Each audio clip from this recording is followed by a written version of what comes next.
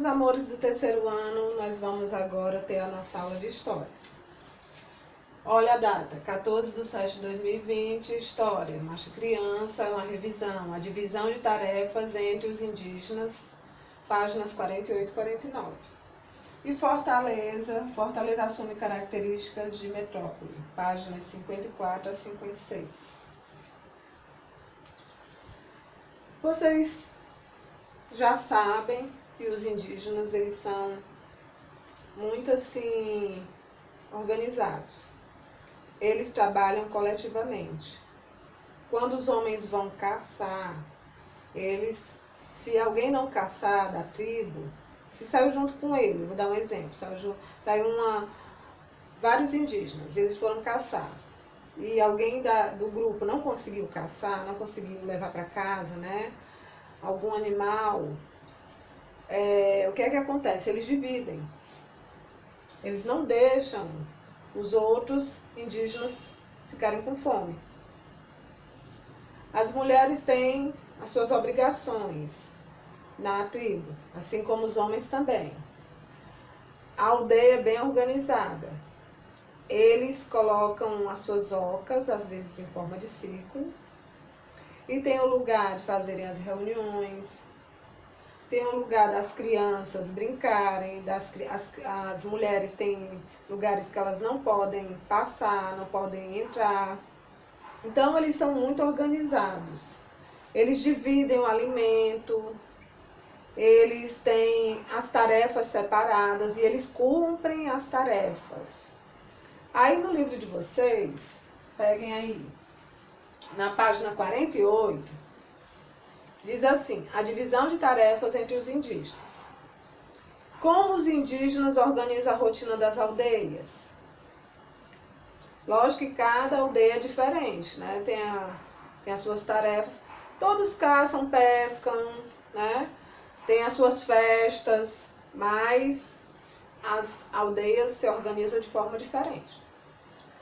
É bastante comum entre os povos indígenas uma divisão das tarefas entre homem e mulher. Isso significa que existem atividades que são feitas só pelas mulheres e outras só pelos homens, né? É diferente de nós que estamos aqui vivendo na sociedade. Eu trabalho fora e também faço as tarefas em casa. Meu esposo trabalha fora e também faz tarefas em casa, né? Mesmo que já essa divisão de tarefas tenha sido feita aqui entre eu e meu esposo, mas a gente não tem aquela coisa, tu faz isso e eu faço isso. Não, os indígenas, eles cumprem isso. Agora a gente não, quem chegar primeiro faz, depois o outro termina. Aí aqui está dizendo assim, ó, mesmo que esta divisão não seja igual em todos os povos, as tarefas relacionadas ao preparo dos alimentos, ao cuidado com as crianças e algumas atividades na roça são geralmente de responsabilidade das mulheres. Já os homens são responsáveis pela derrubada do mato para a criação da roça, pelas atividades de caça, de guerra, entre outras.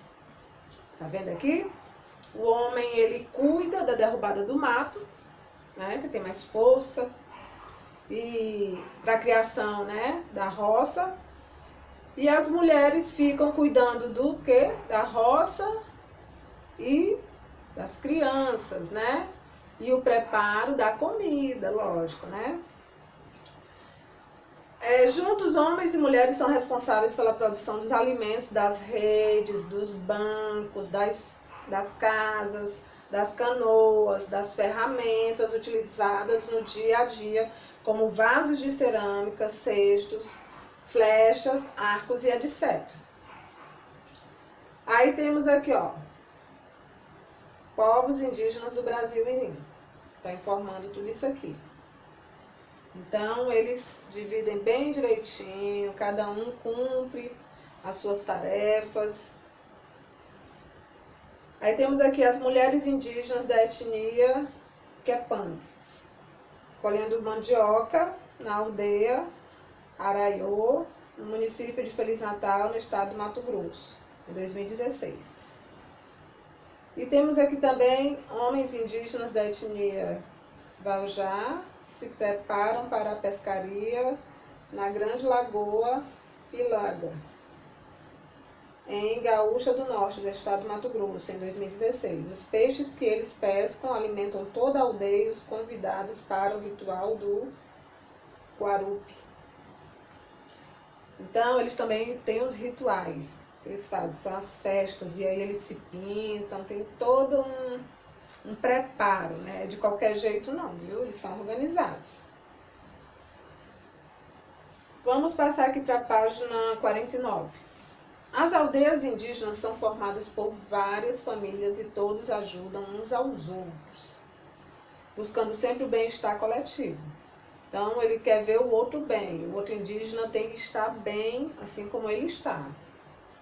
Leia o texto a seguir sobre a divisão de tarefas entre os Araioeté, povo indígena que vive no estado do Pará. No Pará tem muitos índios, aqui também no Ceará tem muitos índios. Mato Grosso nem se fala, tem muitos, né? Amazônia. As mulheres passam muitas horas do dia na produção dos fios de algodão para as redes e as roupas que usam, como os panos de cabeça, a tipóia, a cinta interna e a saia externa que veste desde pequena. Então, essas índias aqui, essas mulheres, elas passam horas, produzindo fios de algodão para fazer isso aqui. E são lindos, né, gente? Os artesanatos deles são lindos. Aí são elas que fazem a tinta de urucum, utilizada para tingir de vermelho seus panos e para pintar o rosto. Além disso, é tarefa feminina e das crianças Araioeté colher as espigas de milho e fazer a farinha. As crianças também trabalham. A pesca, quando não é feita com o timbó, mas sim com uma linha ou arco de flecha, é uma atividade realizada normalmente pelas mulheres e pelos meninos e meninas. Todos trabalham. Já nascem sendo preparados para isso, né? Aí tem aqui um indígena, Araueté, pintado de urucum. Nosso colorauzinho, né? Eles passam aqui no rosto. Aí timbó é um cipó que possui uma substância venenosa para os peixes. Os indígenas trituram o timbó e sacodem com força embaixo da água, liberando uma substância branco-azulada. Os peixes morrem na hora ou ficam atordoados e são capturados com facilidade. Esse tipo de pescaria é conhecido como bater timbó. Que legal, né? Eles sabem cada coisa. A gente só pesca mesmo com a varinha, né? De pescar com a vara. Eles não, tem outros métodos. Então, vocês viram aí a organização deles. Vocês não vão ter atividade do livro Marcha Criança, tá certo? Então, vocês viram, né, que não vai ter atividade do livro Marcha Criança, mas vai ter do livro Fortaleza. Vocês sabem o que é uma metrópole? Já ouviram falar nesse nome metrópole? Pois é, Fortaleza, no século XX, se tornou uma metrópole. Por quê? Porque era uma cidade considerada assim a principal, a influente, a que se destacava, tanto na economia, como na cultura, como na social também. Aí na página 55, nós vamos ver muitas mudanças que aconteceram aqui em Fortaleza. Chegaram os automóveis, os ônibus, foram construídos para embelezar a cidade, jardins, coretos, muitas coisas mudaram. E o estilo era europeu. Aí tem aqui, no início do século XX, Fortaleza já possuía a 7ª maior população urbana do país, passando a tomar medidas de higienização social e saneamento ambiental, além de implantar um projeto de embelezamento com a implantação de jardins, cafés, coretos e monumentos, além da construção de edifícios seguindo padrões europeus. Tá vendo? Então, muitas mudanças aconteceram. Se nessa época aqui já tinham construído tudo isso, vocês estão vendo como é hoje, né? Por volta de 1910, a cidade estava em pleno crescimento. Nessa época, exportava-se pelo porto do Mucuripe as matérias-primas de origem animal e vegetal, óleo de oiticica, peles de animais silvestres e domésticos, cera de carnaúba, mamona, babaçu e algodão. Aí com a chegada do automóvel aqui em Fortaleza, que só quem tinha era gente rica, né? Só os ricos podiam comprar, né? Nossos administradores começaram a desenvolver um projeto para melhorar a pavimentação de nossa cidade. Até hoje está melhorando ainda, né? Ainda falta muita coisa. Primeiro foi implantado provisoriamente o trilho de pedra para ônibus. Depois veio o piso de concreto e finalmente o asfalto. Ainda tem muitas ruas sem asfalto. Lembrando que o primeiro automóvel a rodar nas ruas de Fortaleza foi o Rambler Sedan, 1909. Imagina aí? Acho que todo mundo ficava assim, ó, de boca aberta, né? De propriedade do senhor Júlio Pinto. A vida no centro de Fortaleza começou a perder a tranquilidade, pois surgiram muitas lojas, armazéns, além de muitos edifícios altos. Diante desses acontecimentos, as pessoas mais ricas da cidade foram pegando os lugares melhores para morar, né? Lá perto do mar, com certeza. Passaram a residir em áreas mais tranquilas e próximas do mar, surgindo então os bairros Jacarecanga, Praia de Iracema e Aldeota. Assim, entre as décadas de 1920 e 1930, esses bairros passaram a ser os mais valorizados de Fortaleza, e ainda são. Uma casa lá, um apartamento, nossa, o preço lá em cima. Muito dinheiro mesmo. Aí temos aqui, ó, Café do Comércio, estilo europeu. E olha a forma como as pessoas se vestiam. Elegantes, bem vestidas, né? Chiques. E o carro? Primeiro automóvel a rodar em Fortaleza. Para a época era muito bonito, era lindo. Então Fortaleza foi mudando, né? Melhorando a cada ano, a cada século. E os ricos, lógico que não são bestas, né? Foram morar perto da onde? Do mar, né? Escolheram lugares maravilhosos. Na década de 30, começaram a surgir edifícios na cidade. O primeiro deles foi o Excelsior Hotel, construído em 1931, um prédio de 7 andares localizado na Praça do Ferreiro. Quando você vai lá no centro, você vê esse prédio. Só que como está diferente, a praça, né, tá mais bonita, mais moderna, você talvez não perceba qual é o prédio. Mas é um prédio que fica do outro lado. Aqui ele, ó.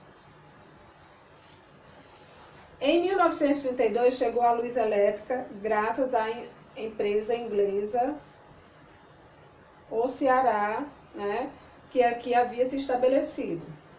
Até então, ruas e praças de Fortaleza eram iluminadas a gás. Não podemos esquecer que em 1930 a população de Fortaleza era de aproximadamente 100 mil habitantes. O crescimento da população da cidade deu-se de forma acelerada devido às secas que castigavam os sertanejos. Eles vinham para cá atrás de melhoria de vida, né? Para ter condições de viver, sobreviver, porque a seca empurrou as pessoas, né, para cá, obrigando-os a deixar o lugar que eles gostavam, que eles viviam tranquilo, lugar que eles nasceram, e partir em direção a uma cidade grande em busca de melhores condições de vida. Quando chegava aqui, sofria um pouco, porque eles só sabiam plantar, só trabalhavam na agricultura ou na pecuária.